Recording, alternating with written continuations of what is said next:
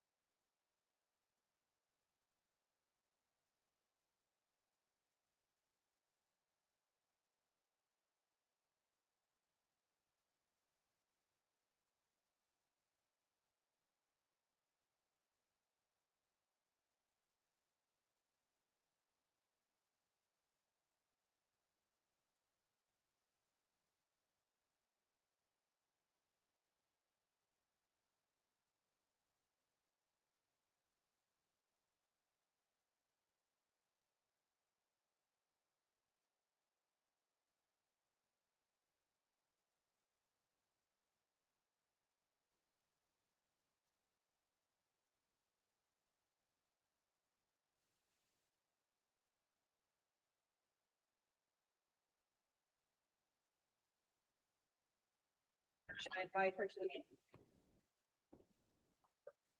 Anastasia, can you hear us now? No. Thank you, Jessica.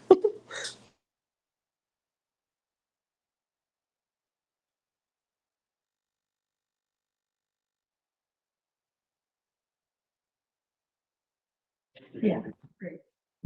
Which makes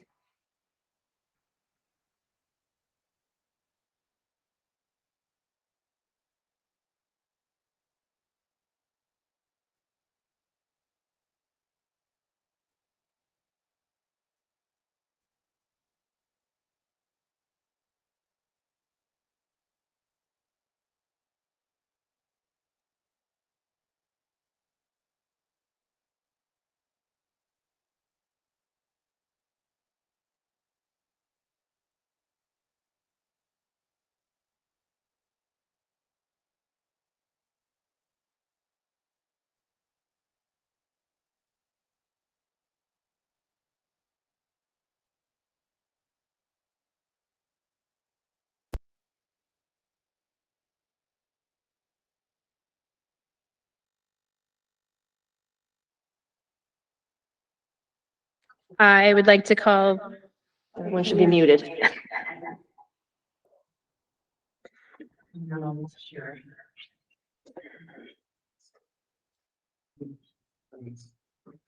I'd like to call the Newington Board of Education meeting to order. You know, your volume on. Yep, mute and volume off. Okay. Would everyone please rise for the Pledge of Allegiance? I pledge allegiance to the flag of the United States of America and to the republic for which it stands, one nation, under God, indivisible, with liberty and justice for all. Deb, would you please call the roll? Amy Karami, Here. Here. Brittany Carr, Here. Sean Halloran, Here. Anthony Manley, Here. Timothy Newton, Here. Irma, Here. Jessica Wheeler, Here. Anastasia Yap. Here. Thank you. At this time, we'd like to offer public participation for anyone in the room or online. If you're online, you can raise your hand. Or phone number to call in is 860-665-8659. You would have 3 minutes to speak.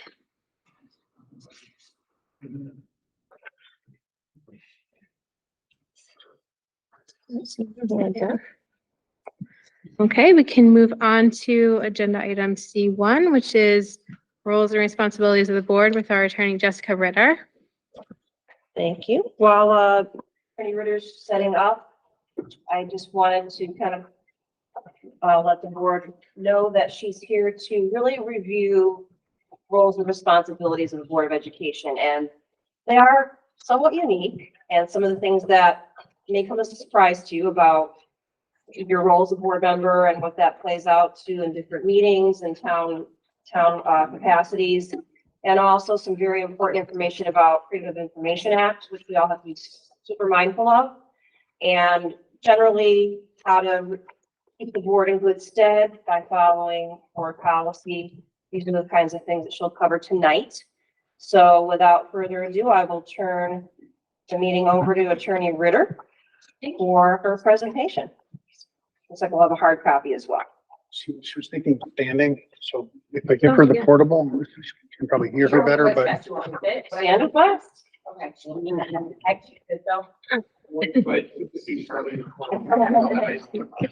Okay. It was not on. Okay. Yeah, there's a lot of like ponies, a lot of ponies. Really cute. Sure, that's okay. All right, thank you. I really.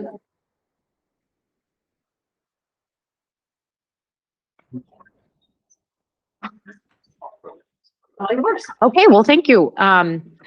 As Dr. Brummett said, I'm Jessica Ritter with Shipman and Goodwin. I do know some of you, so it's nice to see you. And for those of you who are new to the board, congratulations. As some of you may know, there was a new Connecticut law that was passed that took effect this July 1 that said any newly elected board members. So for those of you who have been on the board for some time, this doesn't apply to you. But newly elected board members have to have a legal training that is being developed by the State Department of Education. That's a legal requirement that you have to do within 1 year of first being elected.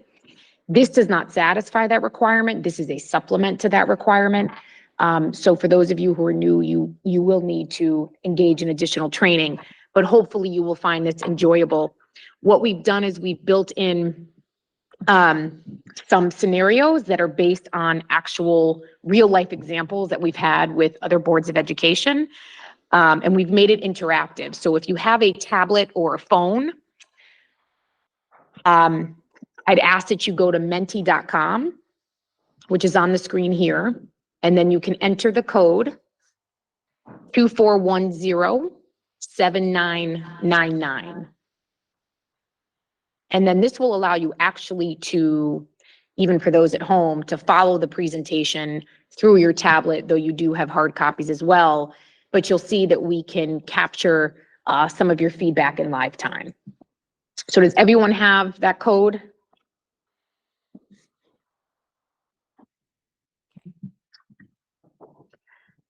All right, so I know we only have about an hour. Is that right, Dr. Brummett? So I gave you the hard copy of the presentation because there is a lot now that you are a Board of Education member. And for those who are seasoned Board of Education members, you probably realize how daunting and overwhelming your statutory charge can be. But I will focus and highlight on what I think is most relevant given our short duration today. So our agenda is we're going to talk about your roles and responsibilities that are all codified in state law. We'll look at some best practices, board meeting essentials, how to use executive session appropriately, how we expect our board members to conduct themselves. I will definitely stress electronic communications. I stress electronic communications every year with every Board of Education, and I still end up at the Freedom of Information Commission over electronic communications on countless occasions. We'll talk a little bit about public comment, and if we get to it, we'll talk about conducting a meeting, but if we don't, again, it's in your slide. So we're going to use our menti.com. So here's our first scenario. So yesterday, a local newspaper publishes a front page story about a teacher employed at the middle school who was arrested for selling narcotics in the community. The article identifies the teacher by name and school. Parents from the middle school come to the next board meeting, and during public comment, several of them address you as board members and say this teacher has to be fired immediately. A fourth parent comes up to speak, attacks you for sitting there like a bump on a log, and asks the board members, what are you going to do about this teacher? So using the menti.com, I would ask you, Do you think that this board member or any board member at a public meeting can reassure the public that they will fire this teacher? Yes, no, or it depends. And so see, we're capturing your responses in live time there.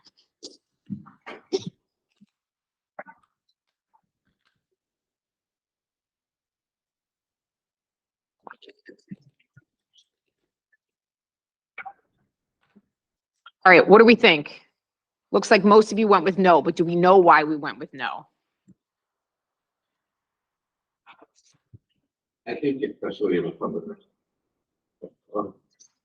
Sorry, microphone. In a public setting, it's a matter of public record. So if you're making promises that aren't necessarily vetted without thinking of the consequences, there's a potential liability. Yeah, no, Sean, that's excellent. Anyone else have any other thoughts? Yeah, Jess?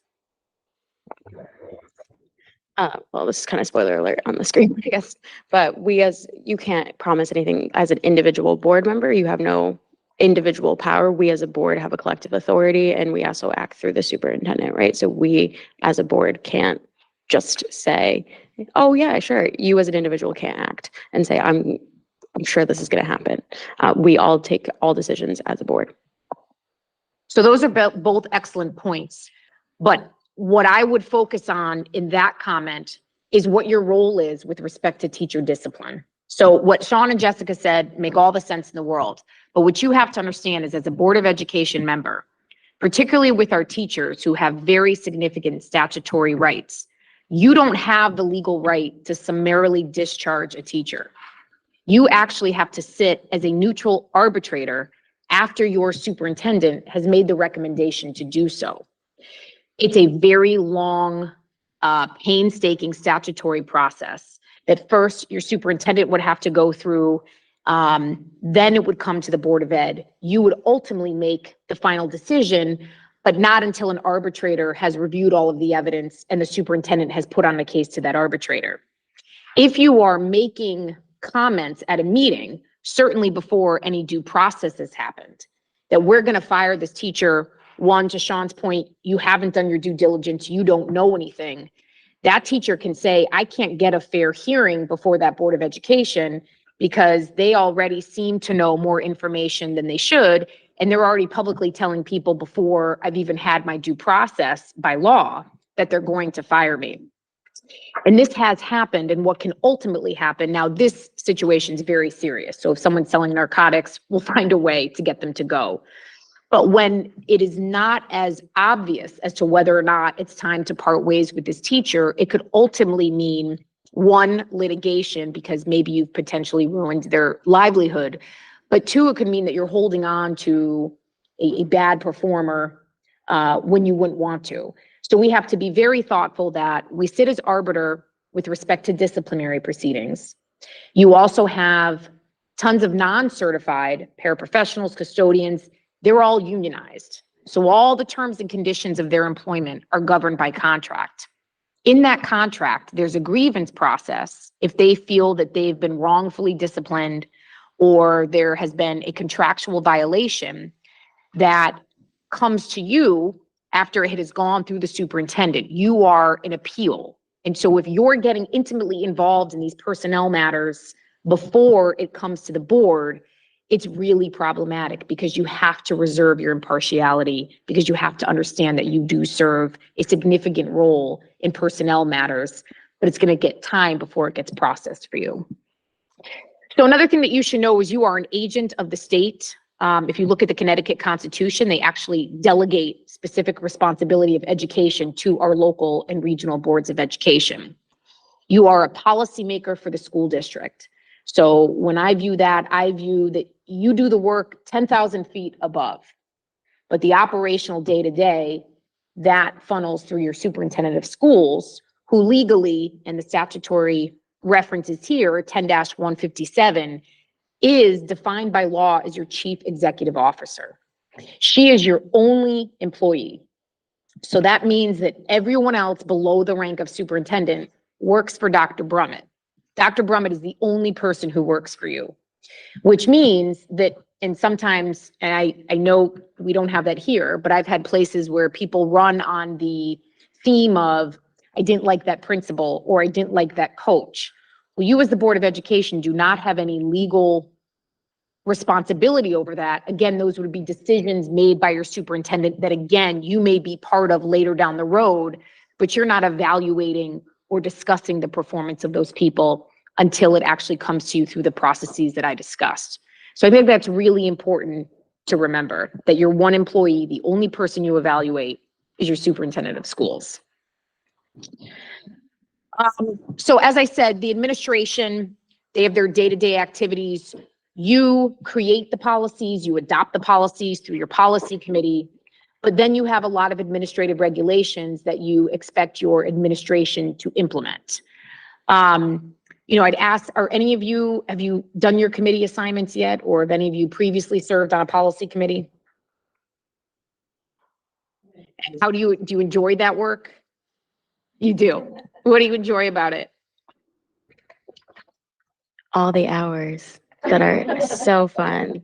Steve Farisi, shout out to him. No, it's we have to be very precise and very cognizant of how, I think one of the things that is difficult but important is the interpretation of the language and how that will then be implemented, because we only oversee board-wide, right, district-wide policy. So we know that it might be implemented differently at different schools and how that can impact different populations of our students or our staff. So I think one of the things is really trying to look at the interpretation of all of our stakeholders, not only the students, but then how it's interpreted then also by, should they get the handbook, or they should look at our board policies, parents, community members, stakeholders. We need to understand the interpretation of those words. Yeah, I think that's great. I mean, it's an amazing responsibility that you have as policymakers for the school district. One thing I would say, though, is over the last decade, I'd say that the state and federal legislator or Congress have encroached on your ability to really be the policymakers, or as autonomous as I believe that you should be. But there are certain policies, let's say like DCF, reporting suspected abuse or neglect, where you as policymakers will have no discretion. It will be, you have to have a policy, a mandated policy on that, and it has to be a regurgitation of the statute, or you will be in violation of it. So sometimes I get questions from policy committees of, well, I don't like the standard for abuse and neglect of suspected abuse. Well, you can't change that. So there are a number of policies that as policymakers, you have to recognize you don't have any statutory authority to modify. But there are certainly many kind of day-to-day, whether it be with respect to certain graduation issues or athletic issues, where you do have a significant amount of discretion. Just talk a little bit about the rights and the authorities of board members. And Jessica, I know that you said this, right? You only have the authority to take action over something that you have jurisdiction over at a meeting. So you don't have the right to do that outside of meeting. You don't have the right to, per se, go on social media and speak on behalf of the board. But I want to put a disclaimer there. It doesn't mean that because I'm now an elected official and I'm a Board of Education member, that I shed all my rights, whether it be my First Amendment rights to go on social media and still say, I think we should have a soccer turf field, or I think we should not have a soccer turf field. But if you're going to do that, let's say Sam has a significant opinion on whether or not you should have a turf field. Sam can go on social media and say, I think we should have a turf field, but I'm saying this as Sam, the citizen, not on behalf of the Newington Board of Education. So I do think that that's important, that we understand that you're only really speaking as an entity when you've authorized the chair to do so.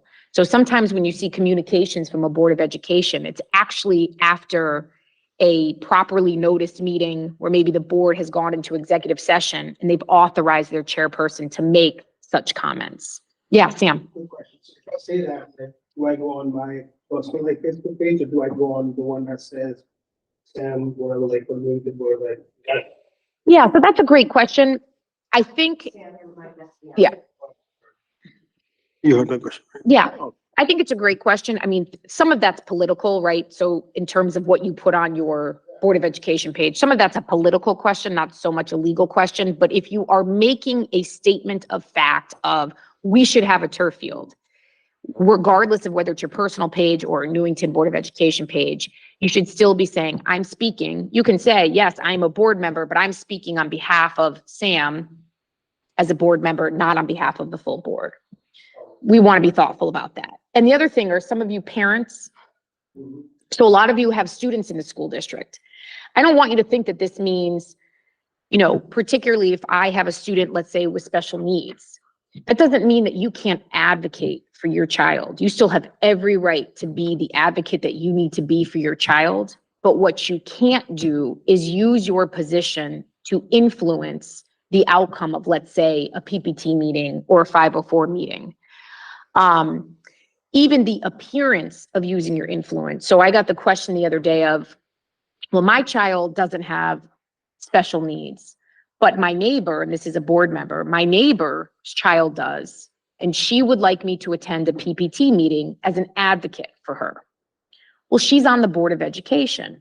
So if I'm the special ed director sitting in that meeting, to me, even though we know legally only Dr. Brummett and administrators evaluate, it's going to look like, well, this Board of Education member is using their position, even if they come in there and say, I'm here as an advocate, not as a board member. There's still an appearance of impropriety there. When it's on behalf of your own child, though, you have every right to be there. But I think I would never bring up in conversation, well, we as a board, or I'm going to let the board know this, or if you're not happy with something, the board will hear about this. We have to be very thoughtful about that.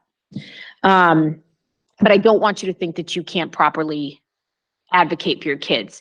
The other thing that I would say is, if I were going to email, let's say, my child's in 3rd grade and I have a question about the homework and I'm not happy with, let's say, something that the teacher has done, I'd send from my personal email address, not from my board email address.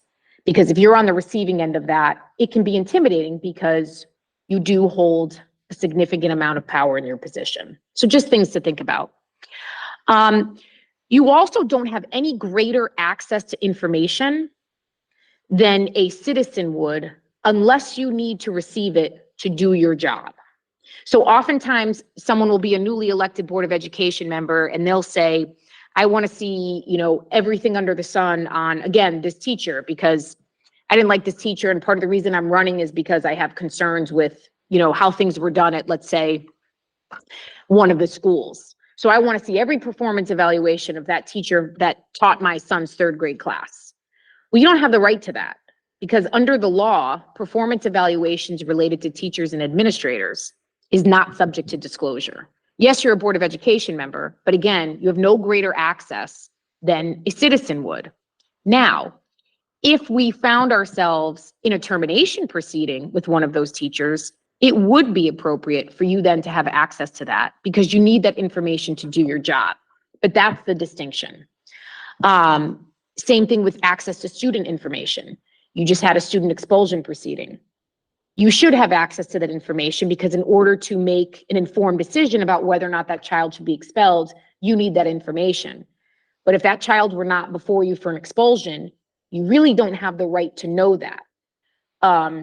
Sometimes this comes up in the context of very serious matters. So for instance, I just had a school district where there was a threat of school safety, a very significant threat of school safety. For a variety of reasons, this child right now is not going for expulsion, but there are several board members who want to know chapter and verse what is happening to this child, what are all the steps the administration took. That's highly inappropriate. I understand that you have constituents who will be asking you those questions. You have to say, it's not my jurisdiction. That is an administrative issue. I cannot talk about it. So we have to be very, very thoughtful about that. And sometimes we get frustrated with our superintendent of schools because we say, I need to know. I need to know whether we were at risk. I need to know what is happening with this kid. Superintendent can't tell you that. Legally, there will be exposure for the entire district if she violates the confidentiality rights of that student. Now, if that student does come for expulsion, then you would have the right to know that. But otherwise, you have to understand that the superintendent's doing their job. If it's really complicated, she has legal counsel that she can consult, but it's not for the Board of Education to say, I demand to know these answers right now. I recognize that's frustrating. I know you have constituents you have to answer to, but it's really important that we understand those boundaries. All right, so we talked a little bit about that. Just talking a little bit about the interplay between the board and the superintendent. So again, we talked about 10-157. Dr. Brummett serves as your chief executive officer. You have a legal obligation, she's your only employee, to evaluate her annually. She does have a contract with the Board of Education. She is your only employee who has a direct contract with the Board of Education. Her other, non-affiliated central office, really the contracts with Dr. Brummett.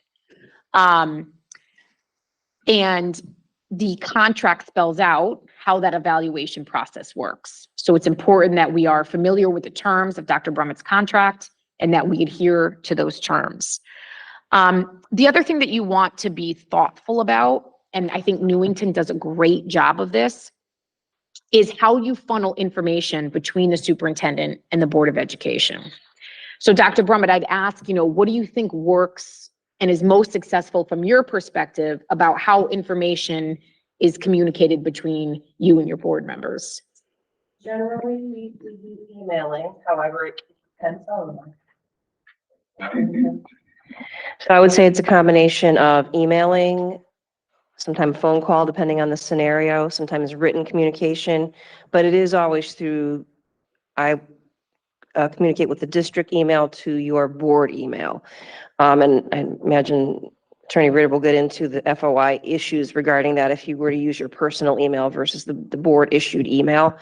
But that's generally what I do, or depending on if it's something that the whole board needs to hear, it would be at a board meeting, because going back and forth via email with a board member could constitute an illegal meeting. So we'll probably get into some of that. So those are all the avenues, but I have to be careful in each avenue that I follow the rules. Yeah, and I'd also say that it probably is the best practice to have it funnel through the chair, right? So if, Tim has a question that he wants an answer to, it really should be that the full board gets the answer to Tim's question. But Tim should, whoever the chair is, I don't know if you've had your election. Oh, okay, congratulations. So Tim would go to Amy.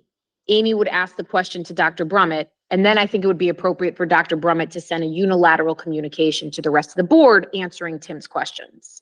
So I think that's probably the best way. Otherwise, Dr. Brummett could get inundated with 9 different sets of emails, and she might be answering the same questions over and over. So we want to be efficient and mindful about the best way to funnel the information. Okay, so here's another scenario. So you have, oh yeah, sure. Hi. Can they hear me? I can't hear. It sounds a little bit low. I don't know. Oh, okay. I'll turn it up. So I just wanted to add something before you switch to the next topic. And it was just something that had come from the past. When emailing, like if you press reply all, which we've learned, that does make it an illegal board meeting just for the new members. I know you touched a little bit on that, Dr. Brummett, but pressing the reply all button on your board email also sends it to everyone.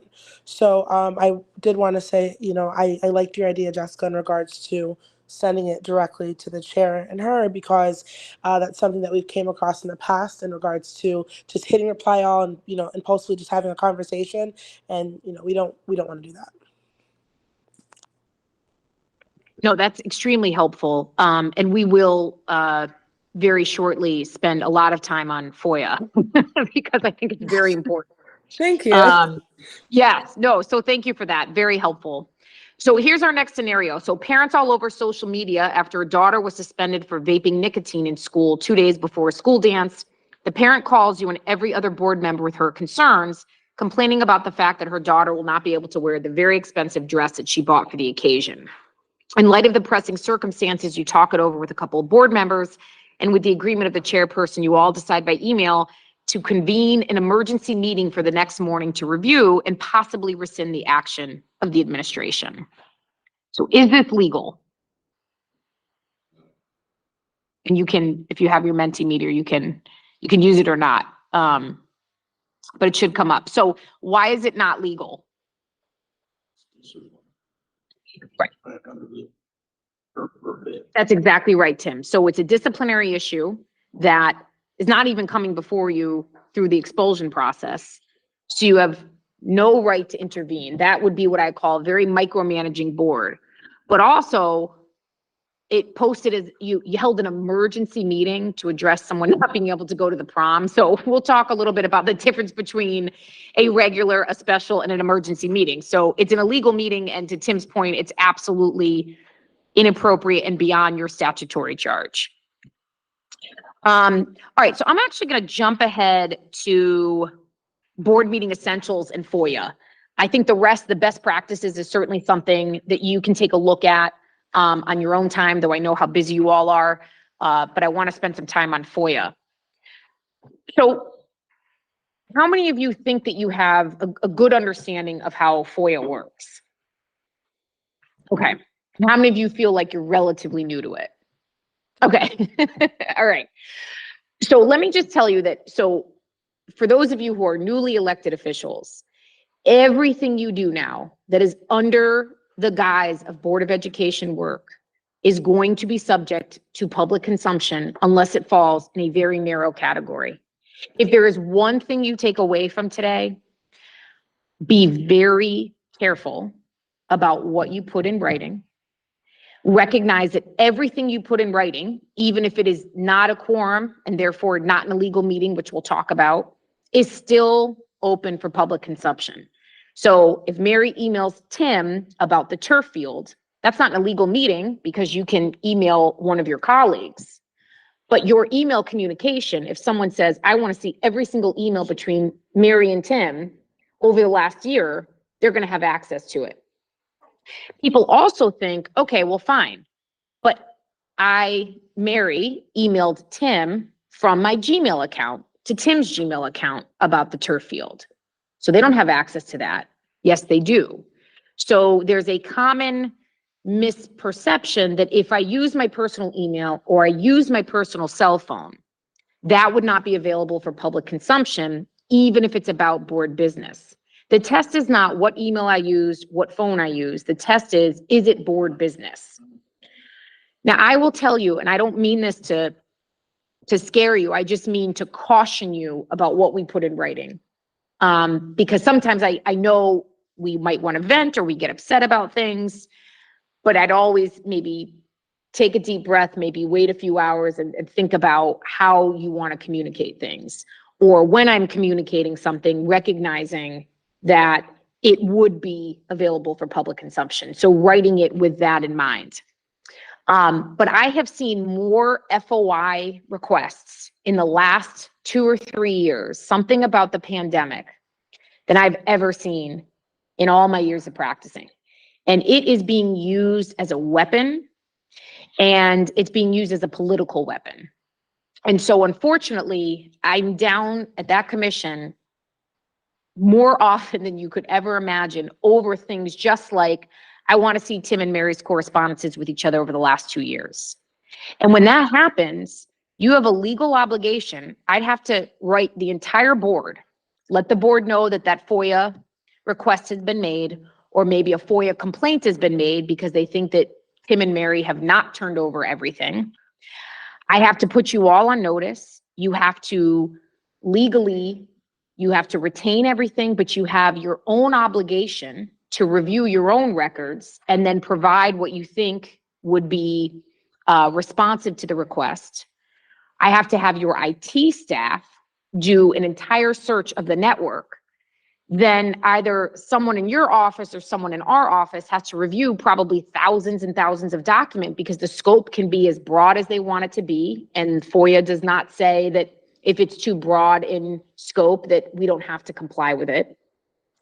And lots of times it's a gotcha, or people are using it to, again, for their political motives or as a gotcha. And it's pretty upsetting. So one thing I would say, that's why it's really important that you use your Board of Ed email, because if we do get a request like that, it's so much easier for your IT staff to pull it off of your network than to say, hey, Tim, go search your Gmail, go search all of your personal accounts. It's a lot easier to say, Tim, don't use my Gmail account. I only use my board account. So whatever IT pulled is what is responsive. So we want to be very, very thoughtful about that. The FOIA Commission also has the right, if they think that you are not being forthcoming with information, they actually have the right to subpoena your phone or your email account. Now, I've only had that happen in the rarest of circumstances, but I just want you to realize you're an elected official. You're in a different ball game now. How does that apply to texts? Same thing with text. So the text, if you look at how a record is defined under FOIA, it talks about electronic communications. And that would be an electronic. But Tim, if you text Sam about, because I've gotten this before, where I've gotten the request of all the text messages between Tim and Sam. What normally happens is you're required to go through your text messages. You would send them to me so they could be privileged, and I would look at them and determine what is subject to disclosure. If you email something about your child, there's no way, as your lawyer, I'm going to say, yeah, the public has a right to see that. And so I've actually had to defend Board of Education members at the FOIA Commission to say a text message about a child being on the basketball team, and I'm writing it as a parent, is not the same thing as a text message about the turf field. But where it gets a little tricky is if you're sending something to Sam blasting a coach because you don't like the way they coached your daughter, or you don't like the way, it gets a little tricky there. So I would just say, be thoughtful about what you're communicating to your fellow board colleagues. You text that though to your neighbor who is not on the board, that's absolutely not going to be subject to disclosure. So again, you're still a human, you still have the right to have emotions. I would just be very thoughtful about any communications with your fellow board members. Very broad, yeah.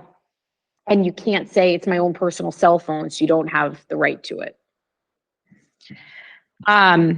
So, yeah, of course. Thank you. I was thinking you're calling me Mike.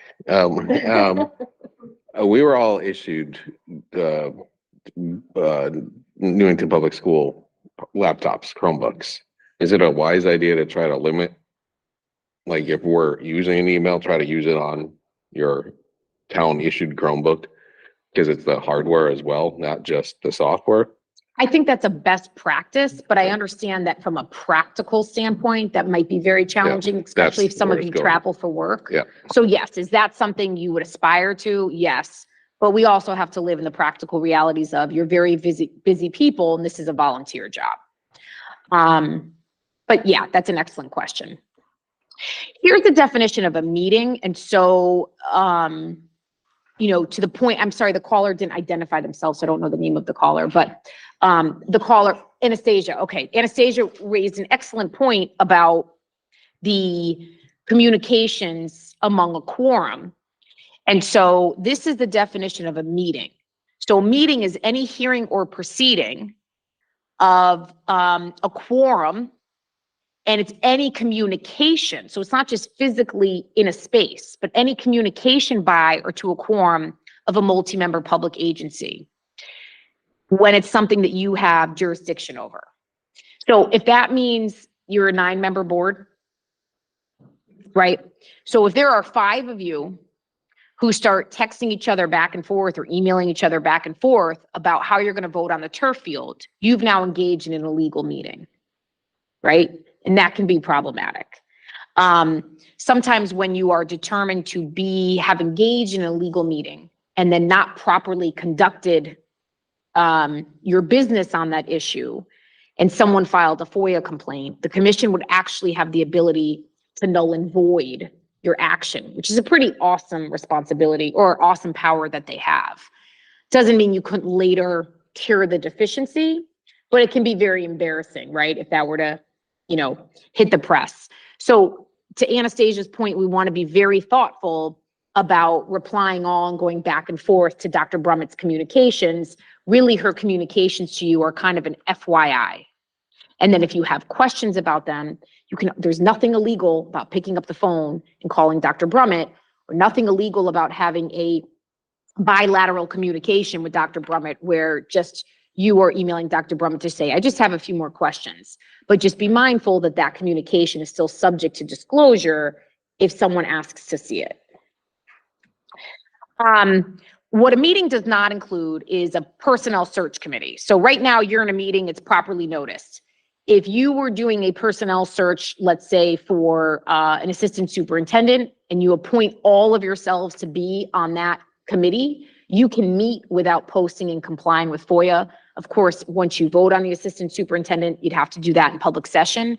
But the reason why you do that is because we don't want people to be able to come to a noticed meeting if you have 6 candidates for the job, because if 5 of them are external candidates, that could impact their livelihood in the other districts. And so that's really to protect the prospective candidates. A social meeting. So if you all meet, if all your daughters play on the same basketball team and you all end up at that basketball court watching the game, that is not a meeting. But if you take advantage of the fact that 5 of you are there and you talk about that turf field, that's going to be problematic. That's going to be an illegal meeting. For those of you who have been part of collective bargaining, and just a quick minute on collective bargaining, all of your employees, with the exception of a few in central office, are unionized. They all have their own contracts. Paras are not, okay. Terms and conditions of their employment are all governed by that contract. You sit as a very important part in that role because ultimately the contract is not between the custodians and Dr. Brummett, it's between the custodians and the Board of Education. You guys have done an excellent job. In the few negotiations that I've done here, the tenor and the respect between the two parties is pretty remarkable. It's not like that everywhere. But you have an extraordinary obligation though too, to be fiduciaries to your district. And so it can be challenging because you're here because you care about education. You want to be able to give your employees what they deserve, but at the same time, you also have to keep in mind all of the financial complications or constraints that you may have. So I would highly recommend for those who have not done the collective bargaining, it's a pretty big part of the public sector. And I think it's an interesting, I don't know, Jess and Amy, if you'd agree, I think it's a pretty interesting part of the job. Yeah, I just had a question on that. We have one coming up and it'll be with our like an admin staff that is under town council stuff too. So could you just speak to how discussions about that? So between bodies.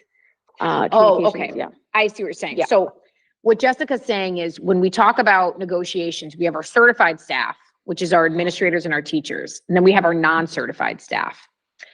With teachers and administrators, by law, you have to invite a town representative. So it would be a representative from whoever makes appropriations here, with your town council. Okay.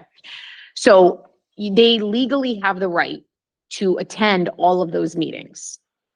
They are there though, and the statute is very clear, as an observer. They don't have a vote. They are not there to persuade or dictate where you end up on finances, but they do have the right to that information. They are, however, bound to the same confidentiality provisions during the process that our Board of Education members are. So that's very important because they can't give verbatim to the town council, just like you're not giving verbatim to the rest of your board members until the process is really done. So that's really important that they're also not sharing that information to the larger public as well. But it is important that they do. And sometimes, though I've not experienced that here, there are places sometimes where the fiscal representative from the town doesn't realize what their role is, and that can be pretty challenging. Did that answer your question? Is that what you wanted me to?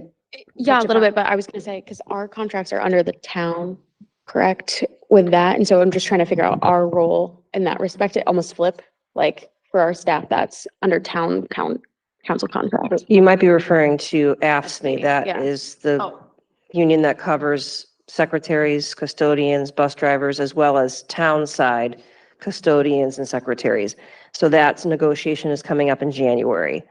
And that's rather probably unique to Newington because of the way our contracts work, but So I'm not familiar with that contract. Are all 3 of you parties to it? Is it the union, the board, and the town? Or who are the parties to the contract? it would be the union, the board and the town. But I will say this, the town really takes the lead on negotiating it. So I suppose the right answer to that really is the town is the final person making Yeah. the decision, So along I'd with have the to union. see the contract, but it would be very unusual that the board and the town and the union would all be parties to the contract. So more likely, Yeah, it's it's that the the town. town is a party, but It you is. are an interested Interested. party. We are an right? interested party, And that's so correct. certainly, I would hope that the process would be that you have a right to give feedback and say, this is what we'd like to see, because operationally, this is what's impacting us. Sorry, that was very specific, like our board, but. No, I appreciate but- that. I wasn't aware But that you had a yeah, contract yeah, like it's just that, on my so mind. that's- And I was also thinking maybe to emphasize as well, the just kind of FOIA between bodies to, like, they have the same stipulations on FOIA, right? So Absolutely. if we have questions for town councilors, and is there any restrictions on, almost like if we have, 3 Board of Ed members and 2 town council members, like it's not, they're quorum rules, I guess, trying to figure that out. So it's not just the quorum rules. It's the So I caucus get rules, this and question you know all what the I'm time. saying? Yeah. So, okay, my executive team. So let's say my chair, my vice chair, and my secretary. That's your exec team, let's just say. I don't know if it is, but let's say that's your executive committee. My executive committee wants to meet with the executive committee of the town council. I'm going to tell you, you have to post that, because now we're talking about 2 subcommittees. It's not just a quorum of the board where we have to post, but all subcommittee meetings of the board have to be posted. So if you are truly a subcommittee of the board and you are meeting with another subcommittee of the town council, I'm going to recommend that you post it. Otherwise, I would view that as an illegal meeting. However, I don't have any problem with, let's say, our chairperson and Sean meeting with the mayor and the town manager. That's not an illegal meeting. It's perfectly appropriate to do. But again, you're not taking any action on behalf of the board there, right? So we have to be thoughtful that I don't have any authority to do anything here, but certainly politically and also just for the well-being of the town, it's important to have those open conversations. The other thing I would say, so a caucus, so this comes up a lot too. So this is also an FOI issue. People will say, okay, well, I'm going to have a caucus, which means I don't have to post. So I don't know what respective parties everyone's at, but let's say the Democrats say, we're a single political party, we're going to have a caucus, I don't have to post. That's absolutely right. But if you invited me or Dr. Brummett to that, you have waived your right to say that that's a caucus. So I got the question last week, can we just have Jessica come meet with the Republicans on this issue? I said, no, that's not a true caucus, because I'm not a member of your agency. So we can't do that. And and I also would recommend that you split lines like that. We're the lawyer for the full entity, not the quote reigning party, right? We're the lawyer for the entity. So that means any legal advice that I give to Amy as the chairperson, the entire board has the right to access. Now, that doesn't mean that the community has the right to access it, but I'm not Amy's lawyer, I'm the board's lawyer. Does that make sense? So if I send Amy an opinion letter and the rest of the board says, I want to see that, the board would have the right to see it.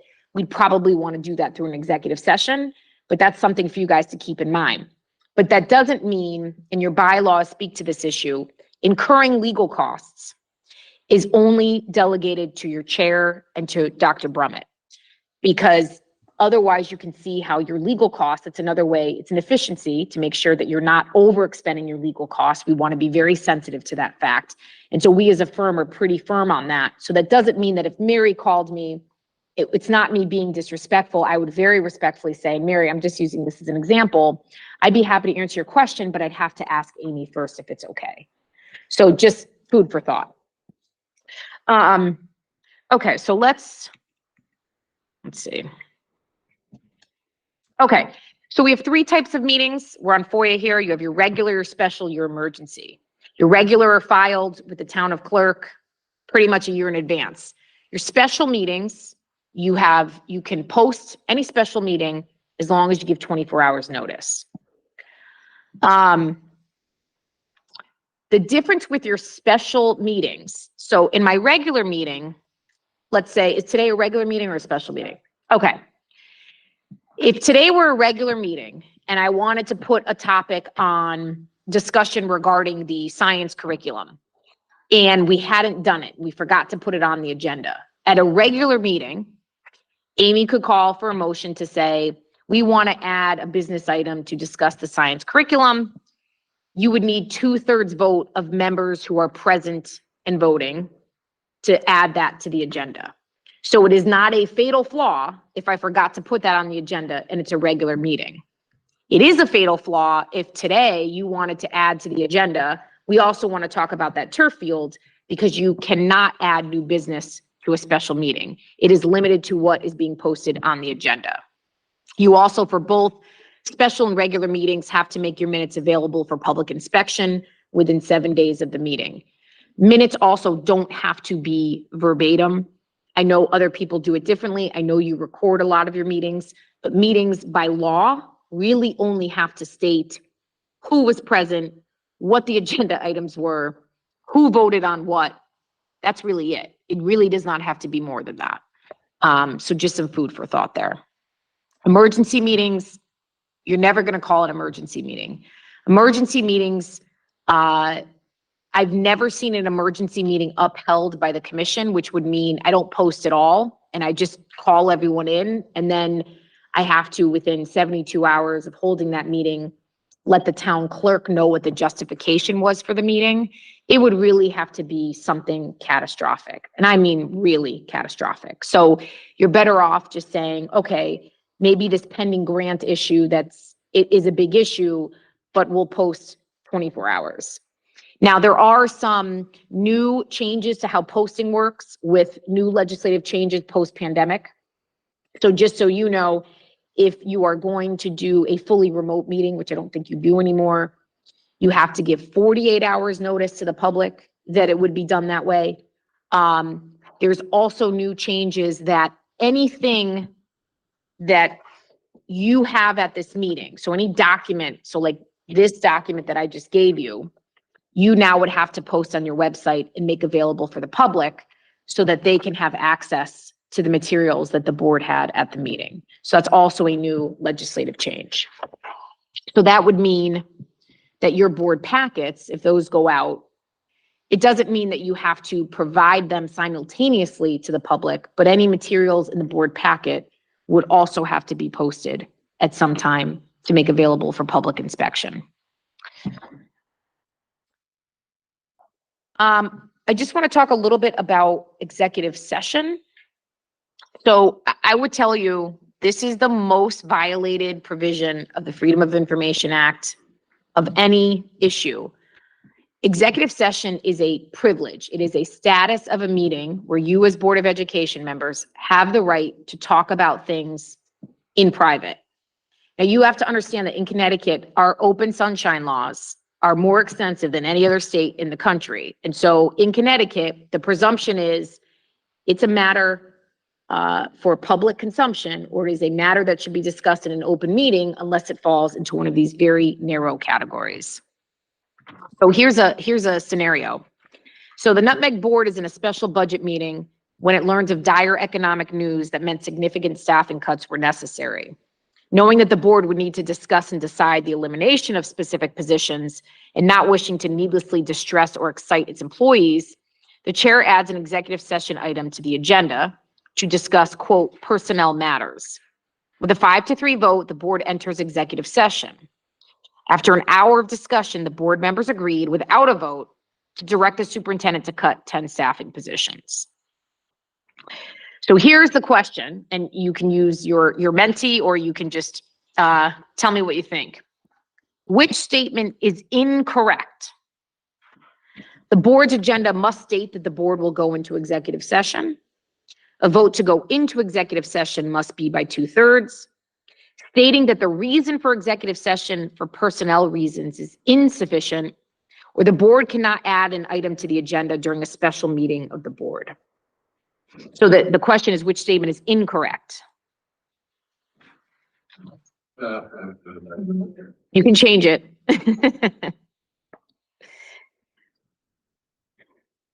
This is a tough one.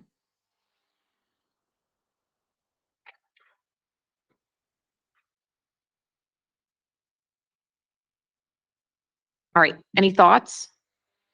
Whoever did blue is correct. Do you want to explain why? Because you can add, right? You can add going into an executive session as part of the meeting. You don't have to necessarily have it on the agenda. Right. So you always want to give the public a courtesy that you may go into an executive session. So for instance, like your expulsion hearing tonight, I'd probably notice it as, discussion concerning a confidential student matter proposed for executive session. You can't just say executive session because you have to actually vote to go into executive session. So it's an anticipation of executive session. A vote to go into executive session must be by 2/3 of those present and voting. That is legally correct.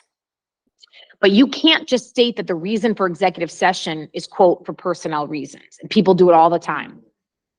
It's too vague, correct. You have to give, you're exactly right, Tim. You have to give a description.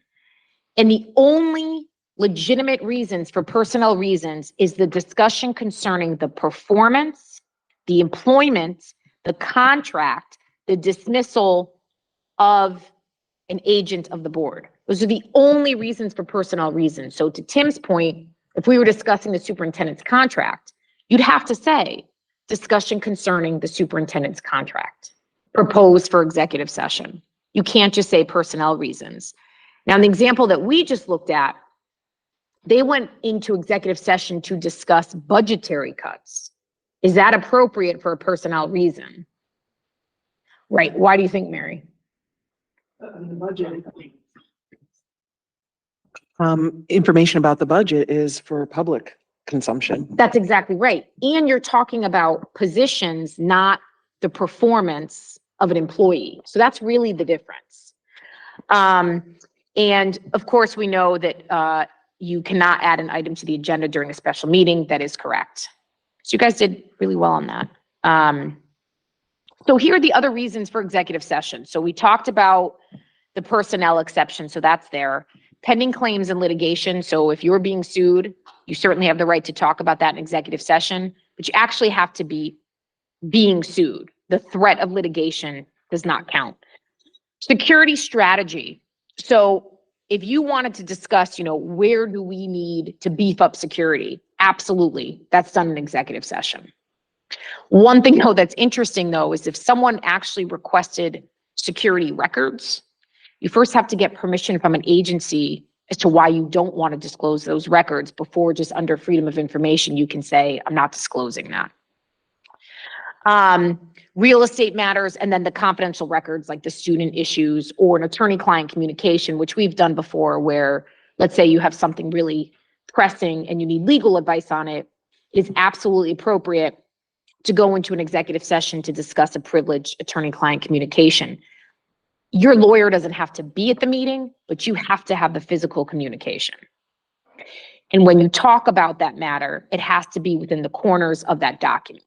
So if we go in, and to Tim's point, it can't just say, we're going into executive session to discuss an attorney-client communication. It would have to say an attorney-client communication regarding the board's legal role in, hiring a superintendent or something like that. You have to give a description. And then if you went into that executive session and started talking about the turf field, you have violated executive session.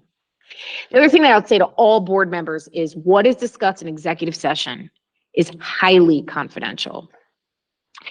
It really, anything that is leaked from executive session could be cause for certainly a censure or other disciplinary consequences that certainly would be up to the chair and potentially the rest of the board. But it also really could be a serious liability issue. So a few years ago, we were negotiating a resignation agreement with a very challenging superintendent in a district. And in executive session, the Board of Education members, rightfully so, were getting apprised of how those negotiations were going. This board member went on social media and revealed what had been discussed in those executive sessions. I don't think it was intentional. I think it was, there was so much public pressure to say that we were getting rid of this superintendent that he thought he was doing a good thing. But what he did was he violated the confidentiality of the executive session. But he also, what do you think happened after he did that? Right. So now we were gonna be able to negotiate like a 1-year separation agreement.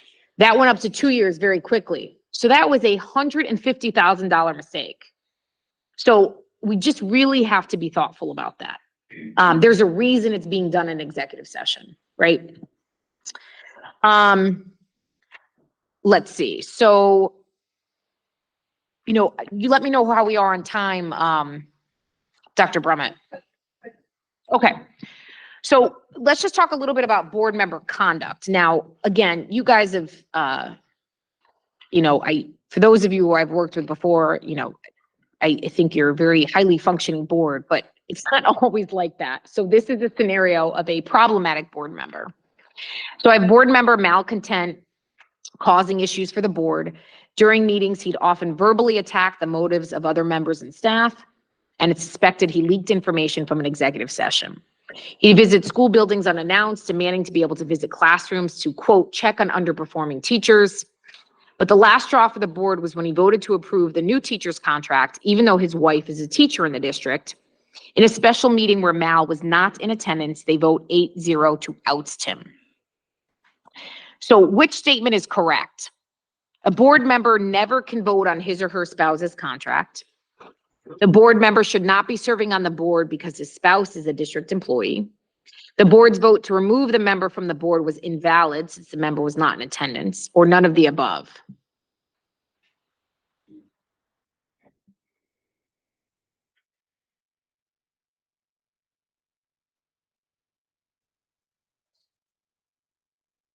I think it's C. You think it's C? So why do you think that, Sam? Based on like last year, what happened, I guess if you want to remove board member, board member can request to be part of the meeting. So you're absolutely right in that if we're discussing a board member's performance, so let's say malcontent's really problematic, and Amy says, I want to call an executive session to discuss the performance of this board member. We can't tell malcontent he can't come to that executive session. He has every right to be there because he's on the board. What happened here, though, that's not correct is that you legally don't have the ability to oust a member from office if they're truly problematic because they're an elected official. But Sam is absolutely right. I even have situations where a board member will file an FOI complaint against other board members, and I will give legal advice to the full board on how to address that. And I can't tell the board member who filed the complaint that they can't be there to hear my legal advice because they're part of the board. So you're absolutely right. But you don't have the right to kick him out. You can censure him, which are really complicated proceedings. You could remove them from committee work if you had to. But unfortunately, there's not a lot that can be done other than kind of counseling and intervening where necessary. The other thing about the spouse, so I don't think we could say it's never appropriate for you to vote on the spouse's contract, but if you do have a teacher in the district that you are married to, I would highly recommend that you don't vote on it because there are laws that are specific to town municipal officials, but I would say are analogous to all of you.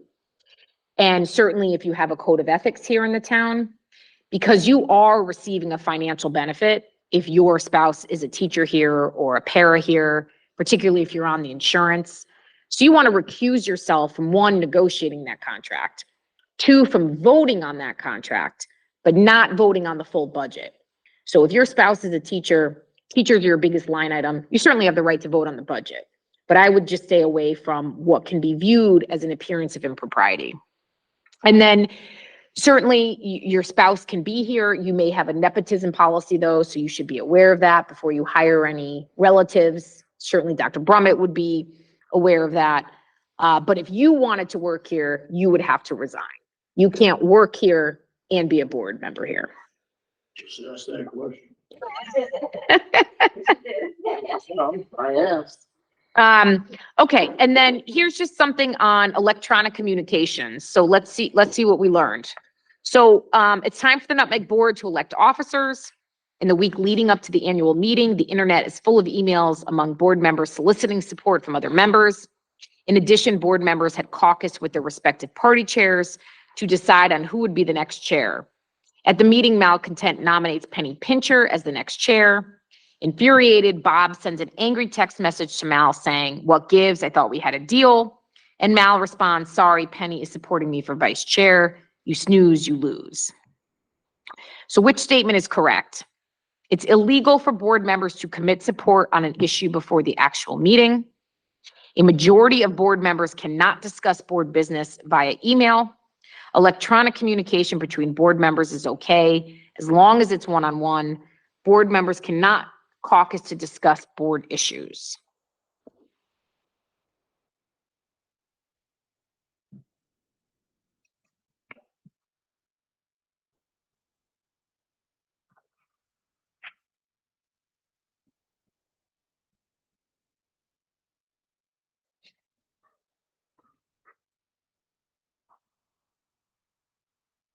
All right, so the lone voter got it right. Just really quick, it's not illegal, look, you know, for, let's say if Amy wants to be chair, to call Sam and say, "Hey, Sam, you know, I'm thinking about this. Would you support me?" There's nothing wrong with that. Where it could potentially get problematic though, is in like the example we had, is if Amy gets Sam's support, then calls someone else and says, "I have Sam's support. Do I have your support?" That can be a telephone game, and that could be that you may be committed to something before an actual meeting happens. It doesn't mean you can't talk about things, but you don't necessarily, if you're voting on a turf field, want to say, "Well, I talked to Tim, I talked to Mary, they're all in on the turf field," because that's kind of like having an illegal meeting because you're sharing what they've shared. So we just want to be, there's a bit of a nuance there we just want to be thoughtful about. We talked at nauseum about FOIA and electronic messages, but if there's any questions that I can answer more specifically about that, I'm really happy to. I think the big takeaway is use your board email, be very thoughtful about what you put in writing, and do not reply to a quorum on a matter where you would take action on. Now, that doesn't mean that you can't reply to say, "No, I'm not available on November 29th at 7 o'clock for the board presentation." That's fine. That's not action. So those types of kind of transient communications about scheduling, you shouldn't worry about. Anything that I can answer on that? And then I think just the last thing that I would just kind of highlight, and then I'm happy to answer any questions, is public comment. So you guys have how many public comment sessions a meeting? 1, 2? Okay. And do you have a limitation on what can be commented on? Or is it just The board Yes. business? so does it have to be something that's on the agenda, or could I come and talk about something that happened a year ago? I don't think it has to be on the agenda. No, it doesn't, but it has to be related to board Board business. Okay. That's always. So I'll just say that a lot of places recently, so legally, you don't even have to have public comment. Now, you have a bylaw that says you have to have public comment, but if you board member said, "I don't know that I need to hear from the public," which I would never advise that you do because you are a public agency, but you technically legally could do that. But sometimes public comment has been abused in other places. So there are a lot of places where it's been pretty problematic and people are getting pretty angry, or they're coming there and they're lashing out at staff. You don't have to tolerate that. So if someone comes and says, you know, "Dr. Brummett isn't X," Amy can certainly call for a point of order and say, "That's absolutely out of line. We demand a level of civility here." If they say, "I don't agree with Dr. Brummett's decision on X," they have the right to say that, unless you have limited what the public forum is. So by having public comment, you've opened a public forum, which means as long as it's not hate speech, I can't shut someone down because I don't like their viewpoint. right? So if you can talk about anything that relates to board business, you have to allow people who are yay to speak and allow people who are nay to speak. You also could limit though public comment. So a lot of places, because things have gotten pretty theatrical across the country, have said, we are limiting it so you can't talk at all about staff. But that would mean you couldn't say anything good about staff either. So people struggle with that. Because if we can't have any comments on staff, that means we can't have bad comments, but it also means we can't have good comments because we can't say we'll take the good but not the bad, because that's viewpoint discrimination. But people have also limited their public forum, which you can do through your bylaw, to say it has to be a matter related to the agenda.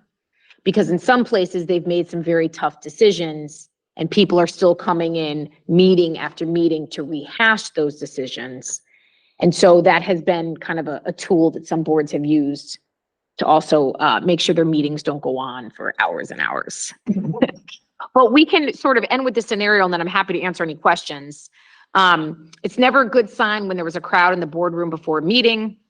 Sure enough, at public comment, a parent gets up and begins complaining about a teacher at the high school. Before she could get very far with her statement, a board member interrupts her saying, quote, "We don't allow comments about individual teachers as that's a personnel matter."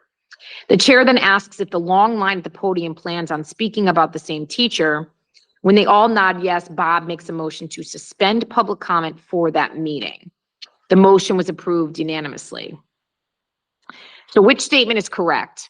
Since there's no requirement to have public comment, the board is entitled to suspend it. Speakers cannot discuss individual students and staff publicly. The board cannot allow negative comments about individual teachers unless the teacher is available to respond, or none of the above.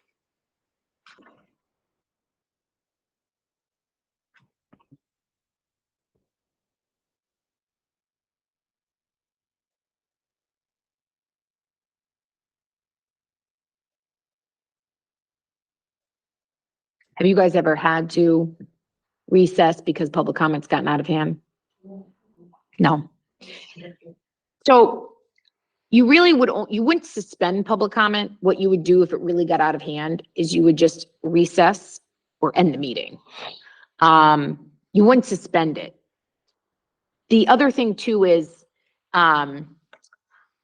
if you haven't limited the forum, they do have a right to come and talk about staff members. But again, they could say, I don't like the action taken by this staff person, because that's not an attack on their character. That's an attack on a decision they made. That's perfectly appropriate if you haven't limited your forum. And you can't say, oh, we'll only take the good feedback. And it isn't true that you can't allow negative comments unless the teacher is actually there. So I don't know whether you've limited in, some people also say you can't have attacks on staff. You know, it's something that you might want to think about if you haven't done that, but it doesn't sound like you really have that problem. So I'm happy to answer any questions.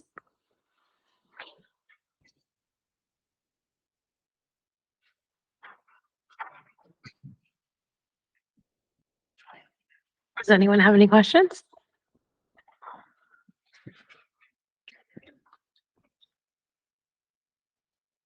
Yeah, sure.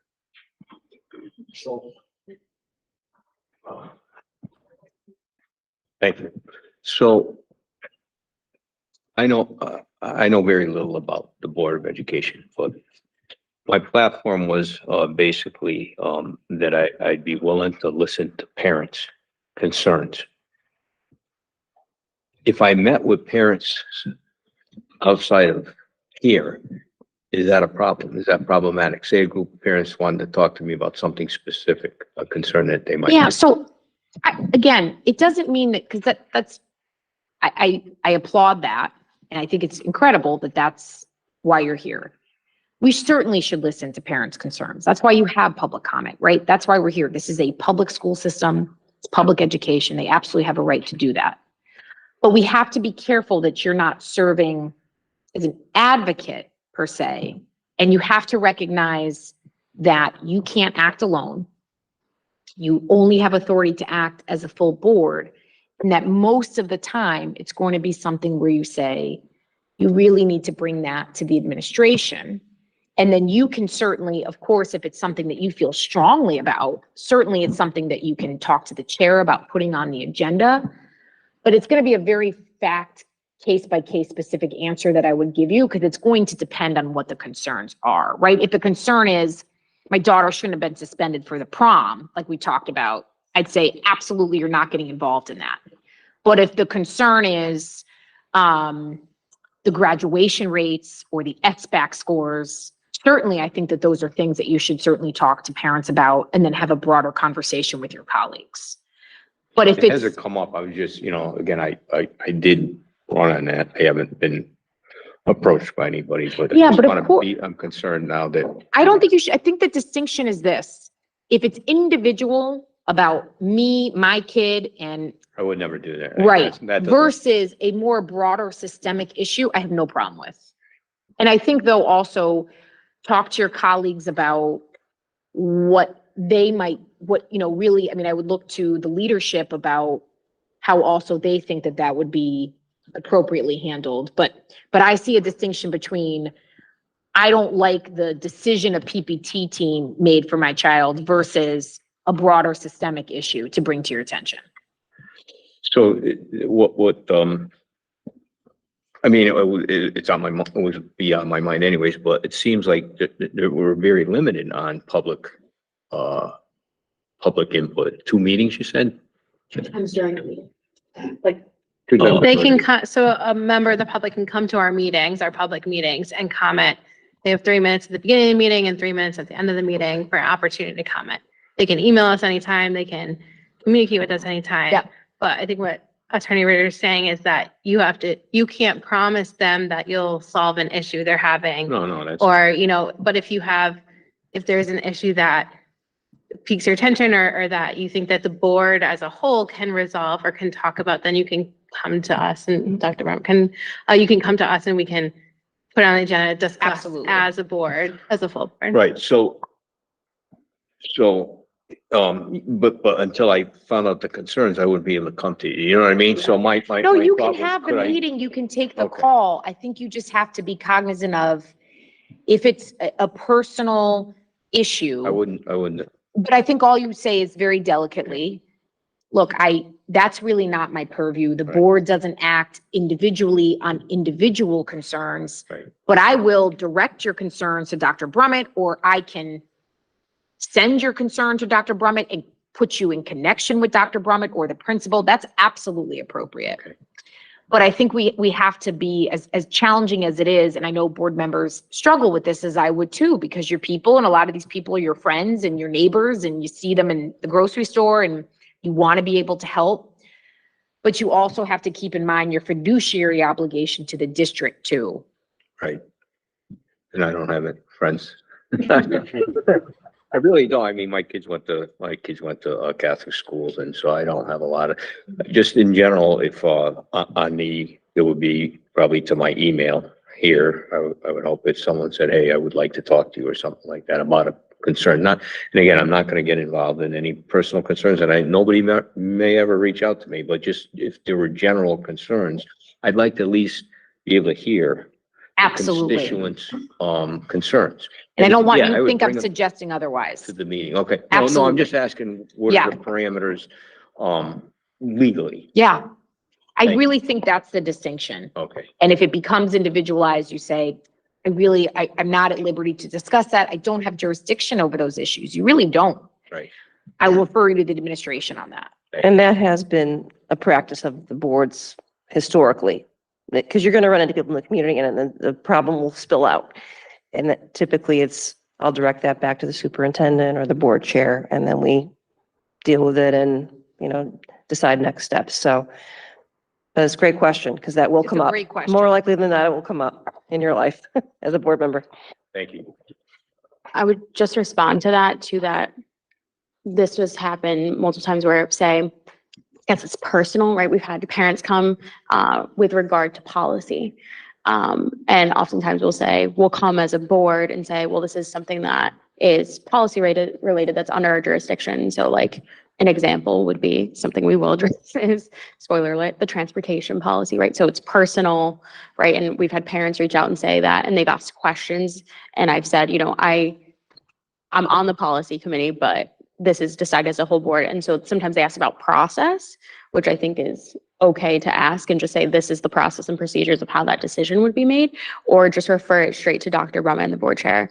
The other thing I would note is that sometimes we'll get, someone will not reply all, but copy all of us, the whole board, and say, I have this certain complaint. I would refrain from responding to that. And having Dr. Brummett and the chair come and have a response by the board that we can then talk about either in executive session or how we ever want to do that. So it's just, that is where I would say, but like if you're in public, people are going to ask you stuff and you'll be like, this might be under the purview. If you're not sure, refer. That's always in the case, I think, to protect ourselves, to refer to the leadership, just because then you can say, I might not be the one to resolve it and I can't resolve it myself, but should they want it to be a board agenda item too, that's something then they can discuss too. So I think clarifying and just being, you're almost like the liaison between how the processes work, and then and if you don't know, that's okay. That's why they're like, have you reached out to Dr. Brummett? That's the first question I ask. Right, I know what you're saying. Yeah. So you use the word complaint. And I'm not talking about complaints, I'm talking about concerns. Mhm. And I would need to know the concerns Yeah, you could, before I could bring them anywhere. Yeah. And that's all I was wondering. Can I Perfectly meet with appropriate. people Yeah. to listen to concerns? That's what I want. You're an elected official, absolutely. Thank you. please do. Yeah, please do. Anybody else have any questions? Okay. I just want to thank Attorney Ritter. As you can see, there's a lot of nuances to being a board member, and the goal for tonight's presentation was just to make sure that you knew your roles and responsibilities and actually how to access support from myself or the board chair.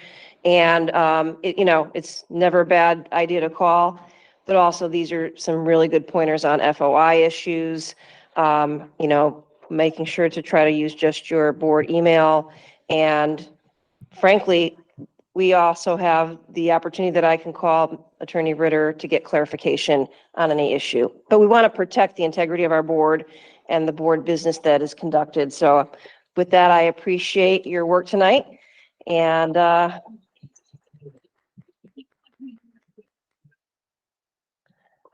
Thank you so much. Thank you guys. Good to see you all. all right. All right, Dr. Brummett, you're up for I am. overview of goals for 23, 24. Oops.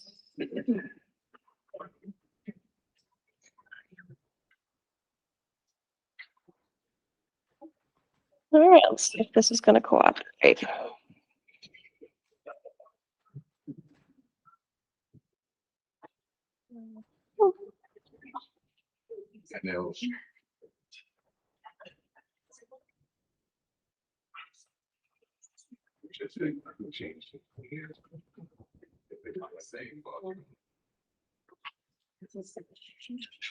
This.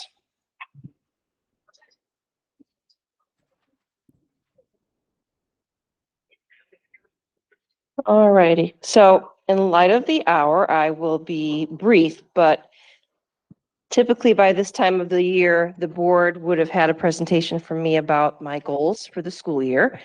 But in light of the fact that we knew a new board was going to be seated in November, I intentionally deferred this presentation to this evening. So as Attorney Ritter mentioned, one of your roles is to evaluate me. And typically what that looks like is I present my goals in the fall, and then I provide an update mid-year, which I'll propose probably around February. And then in May or June is the actual evaluation process. And that is partially done in executive session and then partially done in public session. But especially when we talk about contract and that sort of thing. But for tonight's purposes, I want to just give the board an overview of my goals for the year that are district-wide and kind of encompass what the schools are working on. And then the good news is, throughout the course of the rest of our school year, you'll be hearing directly from principals. They will come to the meetings, They will present about issues specific to our district-wide goals. And you'll get to see on the ground level what's happening at the schools relative to our overarching goals. So with that, I'm just going to launch, and we can certainly funnel questions through the board chair. Since many of you are brand new, I wanted to let you know some of the new things that are happening in the district. We opened up a welcome center this year, which is designed to bring forward opportunities for some of our parents that may need a little extra support to get their children enrolled in the district. Often these are parents that may not speak English or just need a little support with, access to community services. In a subsequent slide, I'll let you know how many of our new enrolled students do not speak English. We also have been working on a wellness committee for about a year and a half. And one of the outgrowths of that was opening up kind of Zen zones for teachers this year at every school. And they look a little different at every school. A picture on the board there is John Patterson, where they refurbished and redesigned their faculty room to make it a little bit more welcoming to the teachers. So in some cases, we put forth some furniture or massage chairs or TVs so that when teachers are on break, they have some place where they can go to relax. I'm sure many board members have heard teachers right now have been under tremendous stress. Many are leaving the profession, and this is one of our attempts to make sure teachers know they are valued and that we care about their emotional well-being. We will do other things besides that. We've had wellness, professional development. In fact, our upcoming professional development will feature some of those components about how to stay well across all factions of your life. We've talked earlier tonight about our mental health counselor, Christina Redmond. She has been hired as a result of a successful grant application, and she'll be paid by a grant for the next 3 years with a focus on student mental health and well-being and drug use prevention. Another new program this year is we've expanded our pre-K to 2 full-day sites at E. Green and Chafee. Next year, we plan to have full-day pre-K also at Reynolds and Patterson, at least. We may actually, depending on how our new kindergarten eligibility age plays out, more kids may be going toward pre-K next year. For board members that don't know, the state changed very unexpectedly the start date for kindergarten from turning 5 by January 1st of your kindergarten year, that you need to turn 5 by September 1st of your kindergarten year. So essentially disqualifying about 4 months worth of kids from kindergarten next year. There's an appeal process that parents can use, which we are working on right now, and about 7 parents have already come forward. But regardless, we do want to expand our pre-K. We think we're going to have more students that need that in the coming year. Okay. Hopefully many of you have noticed the parking lot at the high school was refurbished over the summer, and it looks great. It's also the location of our band rehearsals, and that makes that kind of a very useful environment. But we added parking spaces, and it was in very poor condition at that time. We installed an inclusive bathroom at Newington High School, which allows students to use that and with more privacy for a variety of reasons, and that is monitored, but it's a very nicely designed bathroom at the high school. The Anna Reynolds renovation, and many of you are aware of this already, but we're on our last year. And every time I go over there, they're making progress. I just mentioned to the board chair, right before Christmas vacation, the teachers are going to be packing up and moving to another wing. So there'll be some transitions going on there, but the good news is it's going along very well, on time and under budget. The Wallace project is a go. It passed by about an 80-20 margin, and we are now finishing, the next level of sending in documents to the state relative to the referendum passing, and we're waiting for the town to appoint a building committee under their new rules under permanent building committee. I believe that they're close based on the conversation with the town manager a few days ago. We're also moving toward flat screen monitors throughout the district. That is a more modern technology. It's more cost effective than the projector on the board. And as different units fail, we are moving in that direction. And this is similar to what you see here on the board walls, other than in some of our schools, especially the younger ages, they're interactive, where you point and you can actually interact with the board. We instituted a Paraeducator of the Year program last year, and that's been very, very well received. As I mentioned earlier, our paras are not in a union, and many are worried about job satisfaction issues, so we're trying to elevate them in any way we can.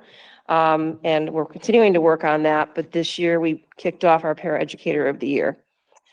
We also have, and I'll get into my equity goals momentarily, but we are promoting equity across all of our schools. And each year we award one or two individuals who have led that work. And this year we awarded 2 teachers out of John Patterson, Jill Hinton and Allison Matuzik, who have done fabulous work bringing forward equity both at their school and district-wide.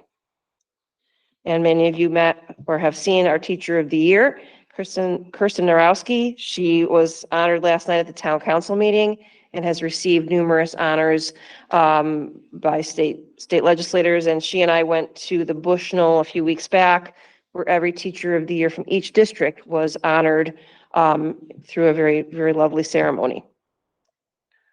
So what are some points of pride in Newington Public Schools? We have a very robust college credit program at our high school. Last year, our graduates earned over 1,000 college credits. We are in the top 3 high schools in the state for offering college credit. And for parents, this is a huge cost savings to the families, not to mention a lot of our kids start college as sophomores.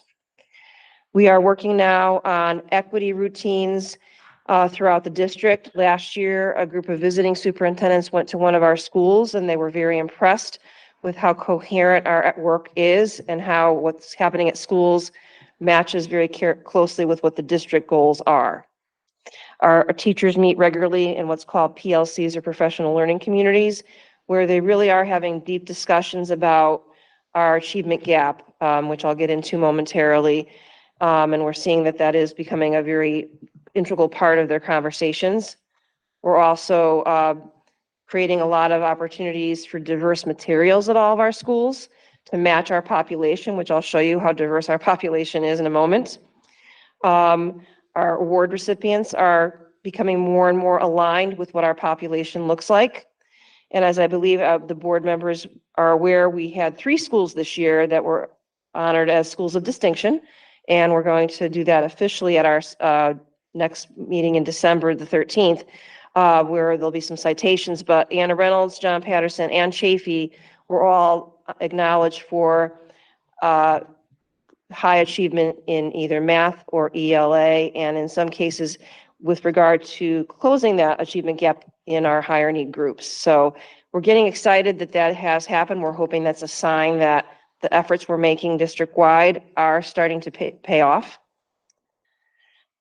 And I think it's important too, while equity is a huge focus, we want the following for all of our students. And I think this is important for the board to know, especially if you hear from constituents, what about all of the kids? And we are very invested that every one of our kids will leave our high school as a contributing member of their community and highly prepared for life after graduation. We want all our kids to leave with a very solid plan that is going to lead them to a successful adult life. So we have a mission to cultivate ongoing partnerships with our families and our community to ensure that our students have an equitable experience. No matter where I come from or what I look like, I'm going to have a good outcome in this school district. And we support our kids through social, emotional, as well as academic growth. And students have a voice in their community that we listen to, and that we want them to have accomplished what we consider to be our portrait of a graduate before they leave. And in essence, right under there on the board is our portrait of the graduate. In other words, we want all of our students to leave with strong communication skills, which includes being able to express myself either orally or in writing through a variety of topics, through a variety of venues, and being able to use digital tools very effectively and responsibly. We want all our students to demonstrate a high level of citizenship so that they are going out and doing a lot of contribution to our community at large. You'll hear probably through some of the presentations of our principals this year that our kids are very active in doing charitable work from a variety of organizations throughout town. We'll have our annual CCMC Pajama Day. We will have fundraisers throughout the year, and all of that is designed for kids to see how it's important to give back. And then we want kids to be strong thinkers. We want them to think on their feet. It's very easy these days to find all the right answers online, but it's not, if our curriculum is doing its job, it shouldn't be that easy for a student to solve a problem. It should be something that requires thought and not something they can simply look up online.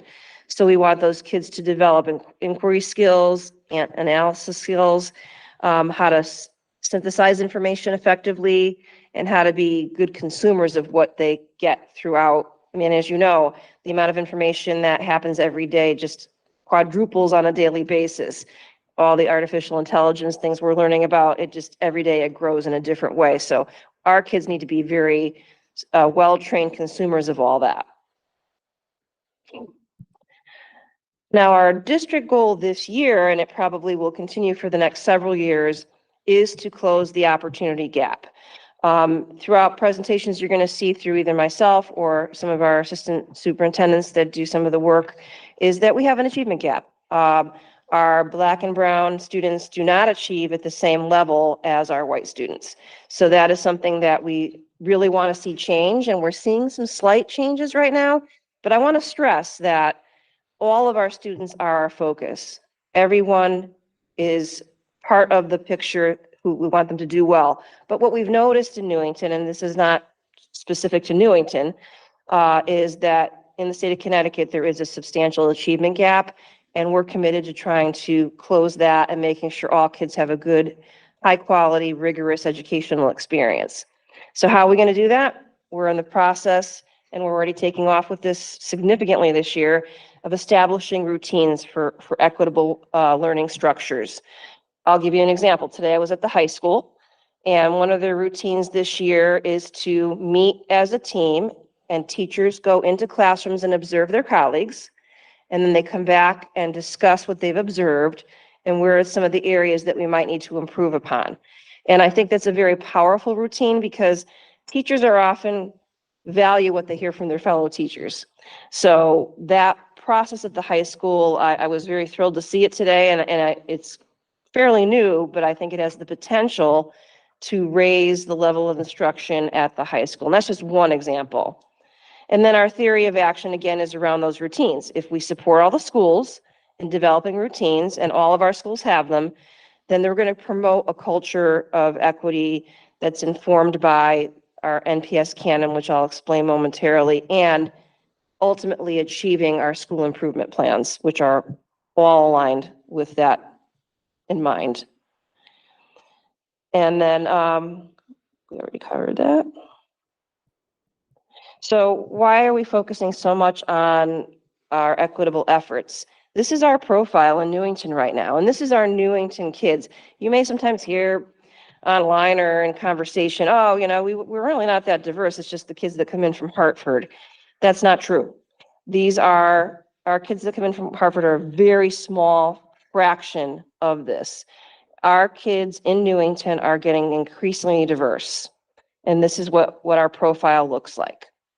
And it's important to know that our white population continues to shrink and our diverse population continues to increase. I want to show you this statistic. Many of you, I think, know that I went to high school at Newington High, and somewhere along the top of that chart is when I was in high school. But I'm not going to give you the exact year. But you can just see early on in our data collection, our diversity was minimal. We had minimal special ed, minimal 504. And for those of you that don't know, 504 is a plan that we develop for students who need some accommodations. Not necessarily they have a disability, but they need an accommodation for their academics or medical issues.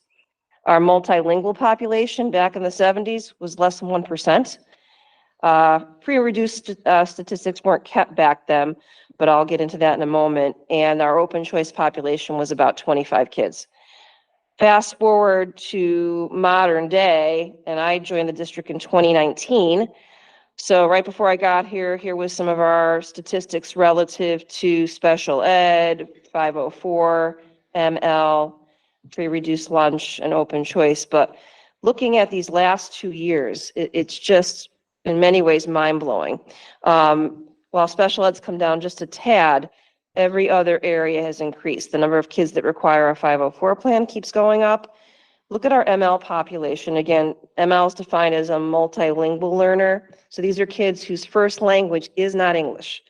Even in the last year, it's gone up by 1.5%. So you will see that that has implications for the budget because these are kids that require a different approach.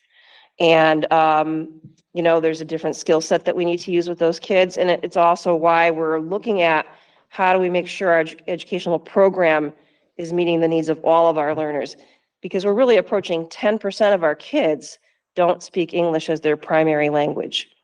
Another thing that's happening in Newington and other communities is an increase in our poverty rate. And again, in the last year, our free and reduced lunch rates have jumped almost 5%. We wondered if that was a product of COVID, but now here we are turning the corner and it's still going up. And our open choice numbers are staying relatively consistent, anywhere between 120 to 127. But that, again, is a very small fraction of our diversity. Here are some of the pieces that we're working on as a district, as a community, that create a culture where all of our kids have a chance at being very successful here. We are looking at our culturally relevant pedagogy, which is how we teach our kids. Our SEL, which is how do we deal with the emotionality that kids bring to school every day, our discipline practices, and also how do we understand our racial consciousness? How do we understand where we see ourselves in that, and how do we understand our students' backgrounds?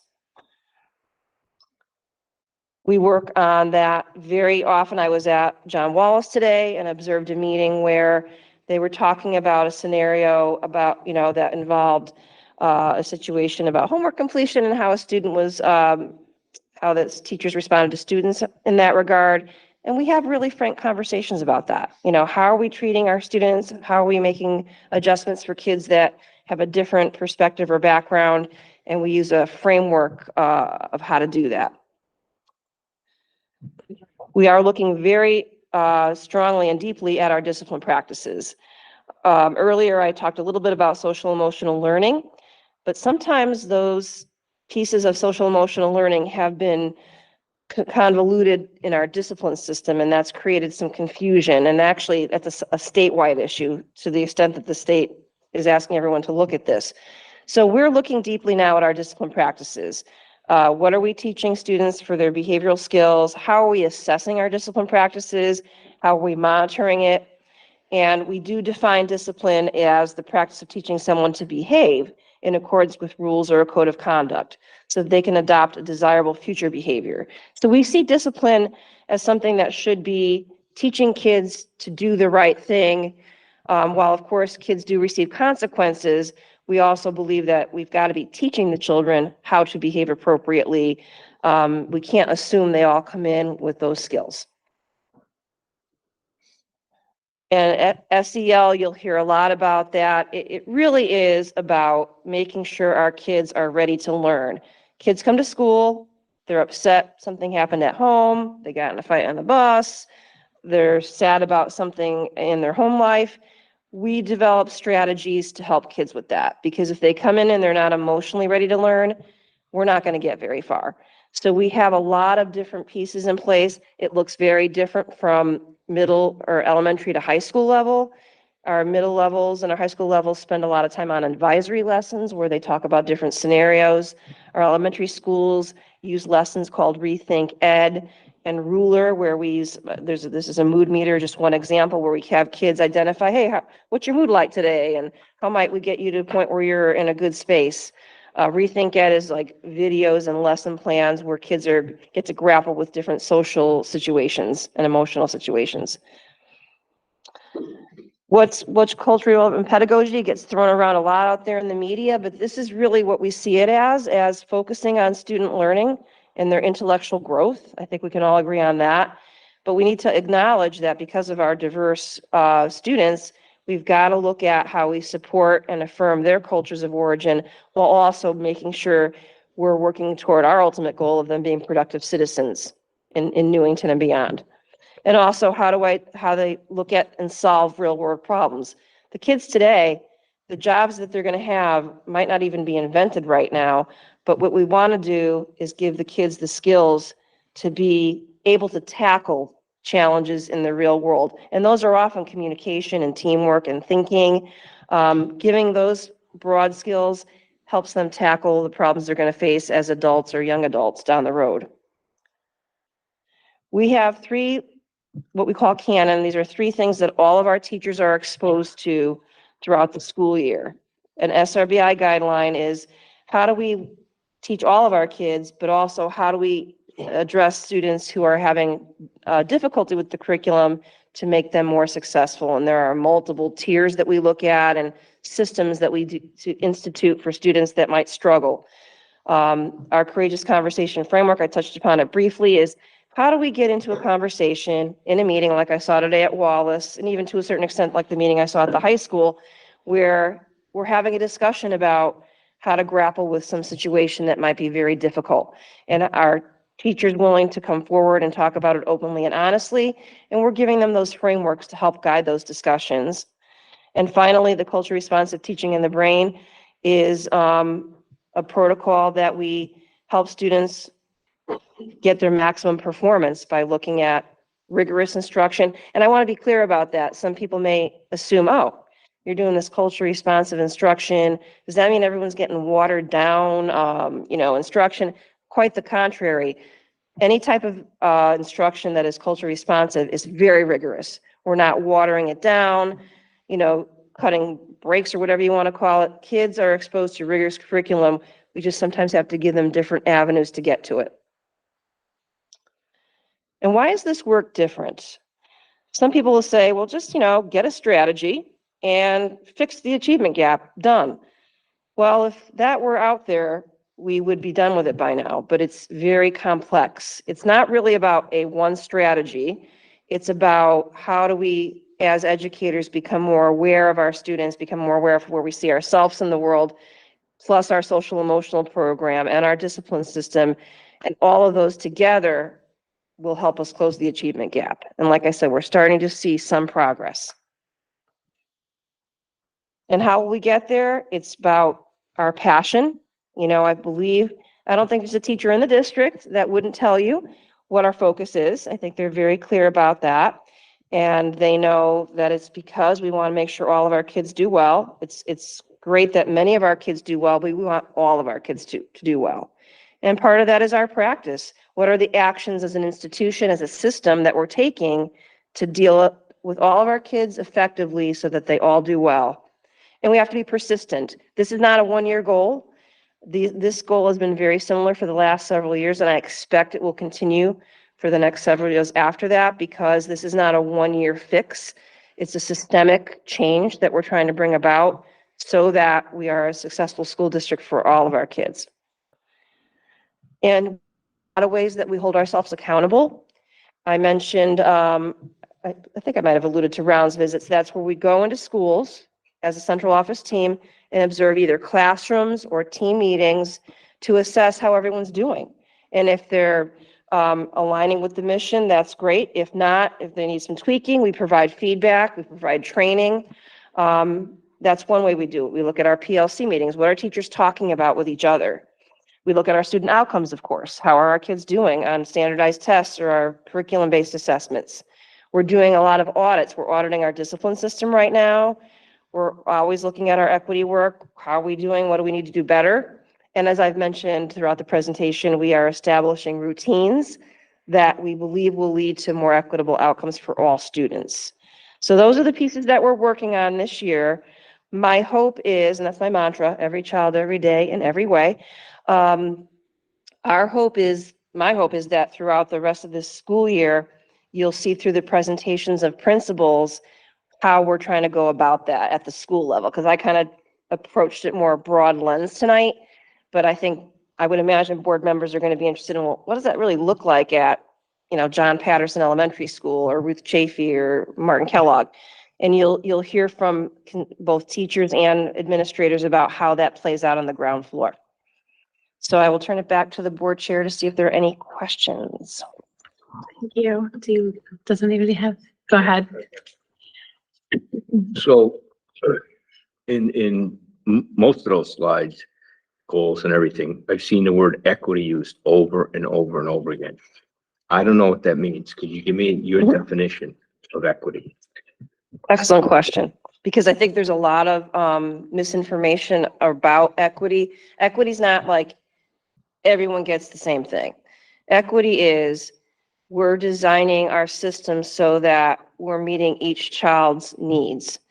And that might look very different from one child to the next. Some students can excel with minimal intervention by staff and support staff. Other students need a much different approach.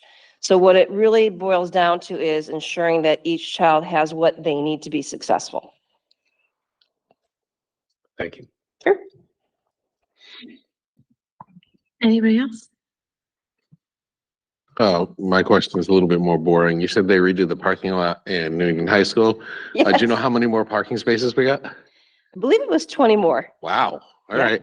That was they are numbered. Thank you. You're right. That makes it a lot easier to assign parking spots. Mm-hmm. Great. Thank you. And the band directors are thrilled because they've got different options there as well. So, I have a question regarding the preschool. yes. I just want to clarify, is there even if it's a partial day, is there a preschool program in every one of the elementary schools now, or is it still limited to 2? No, every elementary school has pre-K. We had to do some shuffling this year with the Reynolds renovation. Reynolds pre-K kids are currently at John Patterson. But when all goes back to normal, every school has pre-K, and every school will have a full day pre-K as well as half-day pre-K. So how that plays out, it might look a little different each school because E. Green has fewer students than Patterson, which is one of our bigger elementary schools. Chafee, and well, actually, the other 3 are getting bigger by the minute. But yes, so every school has a pre-K program. Okay, quick follow-up, and it may be very premature. With the changes at the state level, what types of numbers, do you have a preliminary number of how many pre-K students do you think are going to kind of swell the classrooms? Will there be needed to add another pre-K class in another building? Or how do you kind of see that shaking up? It's a great question, and it's something that every district is grappling with right now. We just had a meeting about it yesterday. We've already been letting parents know about the change in age. We do worry about parents who have kids in the district now. I'm certain they know that the age for kindergarten has changed. Parents in the community, I am not sure. So we are going to put out a communication about how they might request a waiver, because, some parents are going to say, wait a minute, the cutoff is September 1st. My child's birthday is September 2nd. Come on. So we will have a process for any parent that wants to say, I think my child is ready. We've talked quite a bit about it already. Once we have it, we'll share it with the board. We do anticipate that there'll probably be more of a need for pre-K next year because some kids will now need to stay another year in pre-K.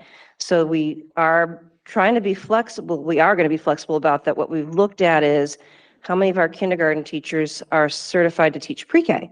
So if we need fewer kindergarten sections next year, we have several teachers who teach kindergarten right now that also can teach pre-K. So we will be able to shuffle them around to meet that need with this new change. But, theoretically, it could be, we anticipate about 320 kindergarten kids who would be eligible for kindergarten under the old guidelines. So maybe a third of those, and it just depends on when they were born, and, law of averages, might not be eligible anymore. Some are going to want a waiver and get it. Some will just say, okay, I'll stay another year in pre-K. So we're still sorting through that. I will tell you right now, 8 parents have come forward already requesting a waiver. I suspect that's going to go up as we get more communicative about the changes. We have the rooms to adjust. We do. Could you just, this is the process for the waiver, it doesn't go through us though? Through the board? Or- yeah. I No. just wanted to clarify The that too. law like, puts that squarely on the Yeah. lap of the superintendent. Yeah. It was principals originally, and then, Just for public knowledge that we know, we will not be board voting members- on your child going yes or no. I just No. want to make that clear. in fact, the committee that handles the waivers is going to be a district-wide committee so that no parent would feel like, oh, great, at Patterson, you get a waiver, but at Root Chaffee, you do not. So it's going to be a district-wide committee representation from every school so that the parents are, hopefully have confidence that it's going to be a similar outcome, a process that is very, fair and just. And just follow up on the budget aspect of that. I think, just to clarify again, this is a tuition-based one too, so it's a wash, not a wash, but like in our budget items. Yes. So even if we anticipate more demand, so to speak, this won't be an issue from It won't. We're going to reallocate kindergarten teachers to teach pre-K if we need to add sections, and we would use existing kindergarten classrooms to just convert them to pre-K. And we do charge tuition. We're anticipating next year our tuition revenues will be in excess of $200,000 for pre-K. Thank you. I'll just a quick note on that too, like next year, the kindergarten class will be drastically smaller, we're assuming, but the year after could be like one of those bubble years where there is a lot more. So it'll be an interesting couple of years to see how it all plays out. Yes. And this is something that all districts are grappling with. It was not something that we expected. And it was one of those legislative things that just kind of happened, which you'll hear a lot about as a board member, these legislative things that happen. And now all of a sudden there's financial implications for the town. It's good to pay attention to the It is. legislative session. And we do advocate. I spend a lot of my time, not a lot of it, but considerable amount of my time working with legislators or serving on committees at the state level to advocate for, what we believe to be good practices and policies for school districts. Not always successful, but we do, I do, and my colleagues do. Does anybody else have any questions on the goals? Oh, okay. Thanks for hanging in there with me. All right, moving on. We're back to public participation. So we can call in or raise your hand if you're online. I don't see anybody online with us. All right, and remarks by board members. If anybody, just let me know if you have any remarks, comments. Go ahead, Ms. I had one comment. I was reading the bulletin you released, I think it was last week. I think it was meant to be my name. I'm not sure if the editor messed it up, but it said Tiffany Carr, Karr, and Tiffany is the first name instead of Brittany. So just wanted to point that out there. I think it was me. My apologies. I'll talk to the editor. That would be me.